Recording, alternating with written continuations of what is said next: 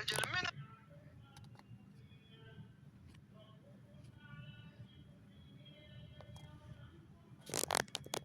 ነበርኩኝ በዛው ልክ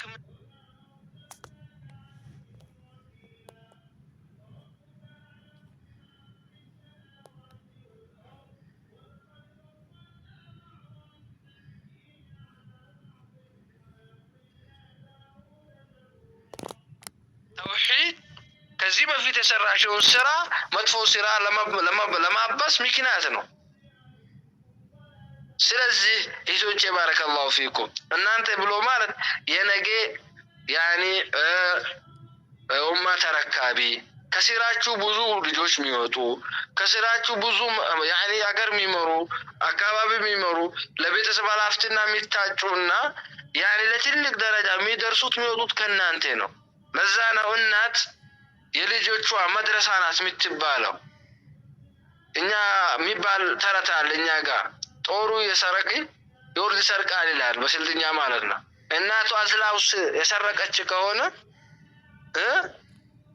ልጁ ወርዶ ይሰርቃል። እሱ ልብ በሉ።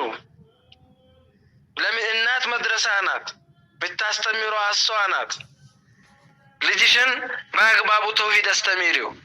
ነቢያቶች ያስተማሩት ይሄንን ነው። ሉቅማኑል ሐኪም ለልጁ የመከረው ነገር ያ ቡነያ ላ ቱሽሪክ ቢላህ ኢነ ሽርከ ለዙልሙን ዐዚም።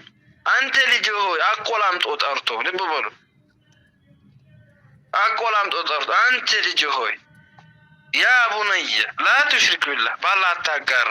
ለልጁ የመከረው ነው። መቼም እቺን ምክር ብቻ አይደለም የመከሩት፣ ብዙ ምክሮች አሉ እዛ ላይ።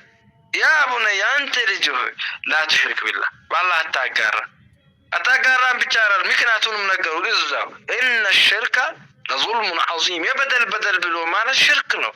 ስለዚህ ልጄ ሆይ አታጋራብኝ፣ ከአላህ ውጭ አትጥራ፣ ለአላህ ውጭ ላለ አካል ይደርስልኛል አትበል እያሉት ነው። ማን?